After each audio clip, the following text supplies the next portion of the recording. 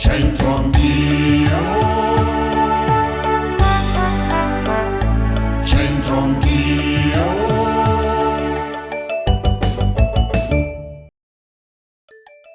Oggi a Centro Anch'io torna protagonista la Cagna, che si vanta, oggi sì, si vanta. Vante Cagna, perché? Vante Cagna che è il Manek le Rot. Barbara è tornata a trovarci, bella, simpatica, elegante. Lei è della zona, signora Barbara? Sì, sono di Castagnato. Di che si occupa? Sono una cassiera. Insomma, è un lavoro impegnativo, sempre a contatto con la gente, le piace? Sì, divertente. Sa quanti personaggi, quante cose. Che divertente. E poi che ha figli, non figli? Ho un figlio di 15 anni. Bravo sto ragazzo. Sì, diciamo che se la cava bene. Dai. Vante Cagna che è il Manek le Rot. C'è questa parolina un po' ostica che non tutti conoscono perché è un po' arcaica. La Cagna o Cagnel, tu mi hai mai sentito? Cesto, brava! Cosa sai? Probabilmente lo ricordi da qualche zio, da qualcuno che te l'ha suggerito. Familiari, dal papà che parla dialetto. Ah, Barbara, vedi? Vante Cagna che è il Manek le Rot. Ma che significa secondo te questo proverbio? Vante Cagna che è il Manek le Rot.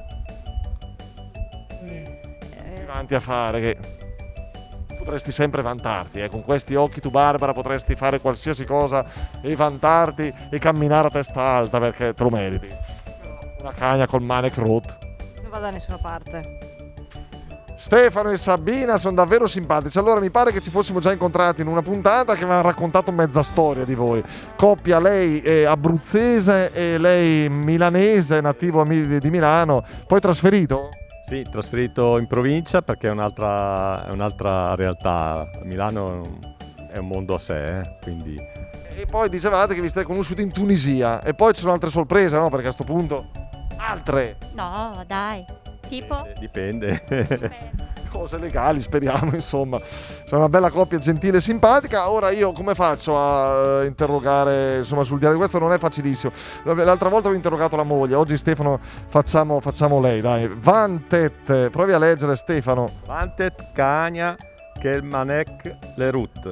Beh, insomma, ha sbagliato solo un accentino. Manek. No, che cosa hai capito di questo? Insomma, so che non è fruibilissimo, insomma. C'è qualche parola che hai capito? È rotto, l'ho capito. È metà proverbio, insomma, è metà detto e già... Vantati? Io mi dovevo... Ah no, vantati nel senso... Vantati che il manico è rotto. Cagna. È il cane? No. Cane. Secondo Stefano è il cane. Indagheremo. Bravo Stefano. Grazie. Simpaticissimi, auguri per tutto. Che è il bel Gino di Marco Marino, collaboratore di Teletutto. Insomma, ogni tanto ti si vede, perché tu parli un po' di calcio, avevamo detto, vero? Sì, mi capita talvolta di parlare di calcio, mi piace molto il calcio e viva il calcio. Bene, ecco. Lo pratichi anche?